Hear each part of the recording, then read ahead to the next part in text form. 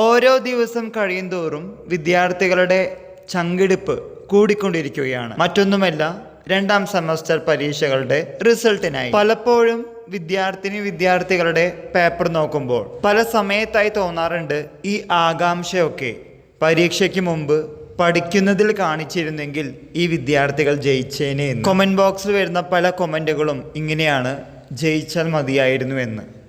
എല്ലാവരും ജയിക്കട്ടെ, പക്ഷേ കുറച്ചും കൂടി പഠിച്ചിരുന്നുവെങ്കിൽ ഇങ്ങനെയുള്ള ടെൻഷൻ ഒഴിവാക്കാമായിരുന്നു എന്നാണ് എനിക്ക് പറയാനുള്ളത്. നേരം വൈകിട്ടൊന്നുമില്ല മച്ചാനെ, രണ്ടാം സെമസ്റ്റർ പരീക്ഷയുടെ റിസൾട്ട് വരാൻ പോകുന്നതേ ഉള്ളൂ. ഇനിയും 4 സെമസ്റ്റർ പരീക്ഷകളുണ്ട്. 3-ാം സെമസ്റ്റർ പരീക്ഷയ്ക്ക് അപ്ലൈ ചെയ്തിട്ടുള്ളൂ. സോ പരീക്ഷയൊന്നും കഴിഞ്ഞിട്ടില്ല.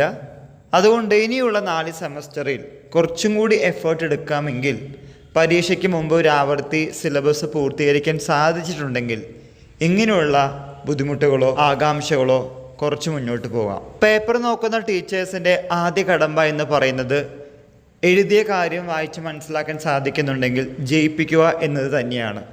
പക്ഷേ എത്ര നോക്കിയാലും എത്ര കൊടുത്താലും ജയിക്കാനുള്ള മാർക്കില്ല എന്ന് വരുമ്പോഴാണ് സപ്ലിമെൻ്ററിയുടെ വാതിലുകൾ തുറന്നു കിടക്കുന്നത്. പല വിദ്യാർത്ഥികളും ഇപ്പോൾ ചിന്തിക്കുന്നുണ്ടാവും, ഇനി പറഞ്ഞിട്ട് കാര്യമില്ലല്ലോ, കഴിഞ്ഞത് കഴിഞ്ഞു എന്ന്.